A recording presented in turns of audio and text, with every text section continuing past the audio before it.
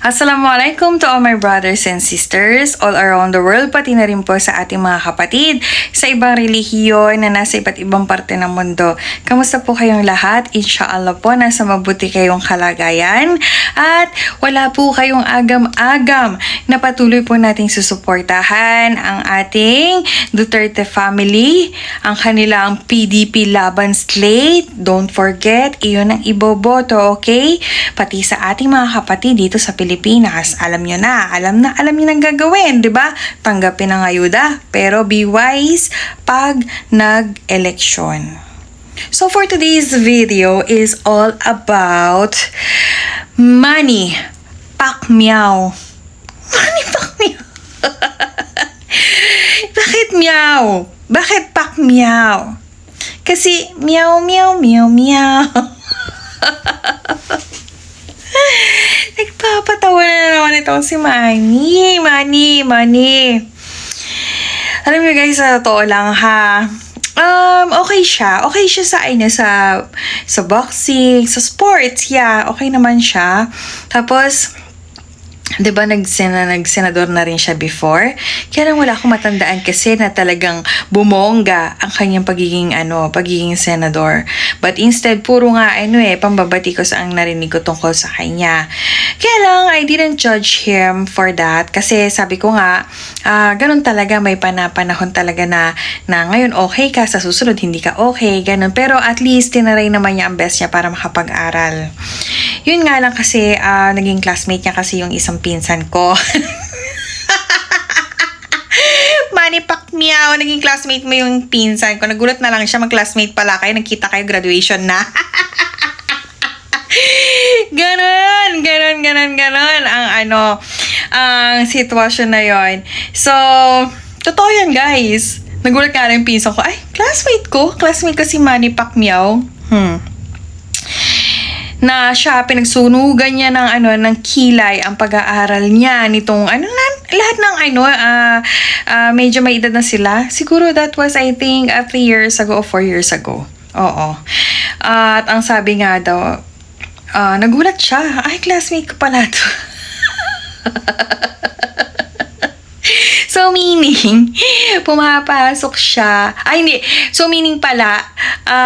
pumapasok siya sa panaginip niya. Hindi siya nag-aaral, guys. Yun. Nagbayad lang siya ng tuition. O pagkatapos graduate na for certificate purpose, nagkita na sila, graduation na. Ganon. Oh. Okay. So, bakit siya ang topic ngayon? Kasi kanina nandito siya sa Bataan. So, for today, ano bang date ngayon? Today is 24. February 24, 2025. Nandito siya kanina, nakamotor siya, and hindi masyadong na-spread ang news. Okay, kaya ang nangyari, parang dumaan lang siya, ay may nakakilala sa kanya, ganon, selfie, yun lang ang nangyari. Okay, kasi you know why? Ginagaya niya kasi ang galawan ng mga Duterte na walang ayuda, walang papera, pero dadagsain ng tao. O, diba? Nagmukha siyang eng-eng. Nyaw, nyaw, nyaw, nyaw. Nagpunta ng palengke. O, ngayon, ganda-ganda ng motor niya. Tapos, akala niya, pagkakaguluhan siya. Alam niyo guys, dito sa Bataan, malit lang ang Bataan. Ang Bataan, tandaan niyo, pagka may dumating na sikat, okay, buong bayan yan, alam na alam yan. Pero si Manny, sinubukan niya ang bangis ng kanyang ng Caracas dito sa Bataan. Anyway, para sa akin ito yung living legend na na siyang kumain ng isinuka niya na. Naalala niyo ba yun guys? Nung time na sinasabi niya na kumabot siyang presidente nun, di ba? Nung time na sinasabi niya na babawiin niya ang yaman ng Pilipinas. Pakukulong niya ang mga Marcos. Yung mga magnanakaw na yan. Di ba yun ang sinabi niyo? Kamukat-mukat mo ngayon. Magka-team sila. Ano ba? Manny Pacquiao. Meow, meow, meow.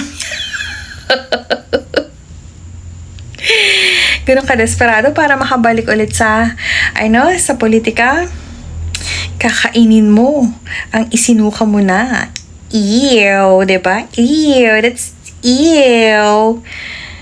Yun na nga guys, okay, may mga tao kasi na okay sila na tumutulong talaga ng ano na lang, ng hindi naman sila nakaposisyon. Total mayaman naman na siya eh. Okay? Tapos, okay din siya nung nagpastor siya. Bilib ako dun. Oo, nagpastor siya. Tapos, nalaman ko na nga na na magpopolitika siya. Okay na din siya doon. Okay, medyo okay pa sa akin yun nung nagsenador siya. Kaya lang syempre kahit paano hinanapan ko na siya ng resibo. Sana mga ginawang batas? Oo.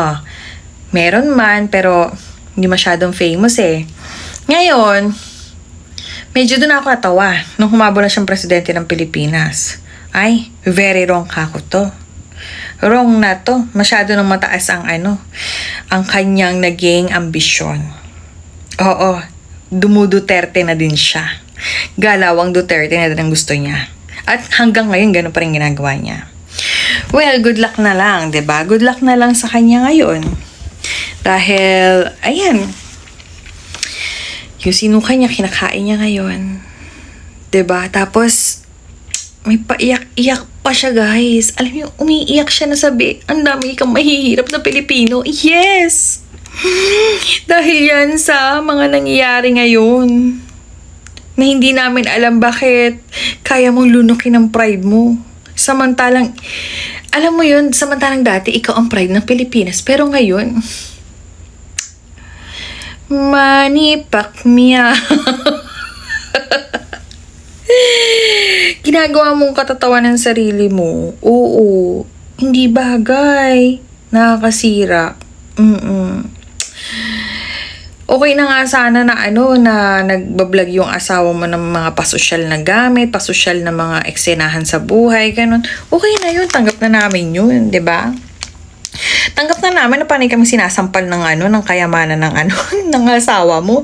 Pero yung sasama ka pa sa grupo ng mga isinuka mo na, parang teka, kurung-kurungin ata itong si Manny na to. 'Di ba? Tapos may paiyak-iyak ka. Hindi bagay sa'yo.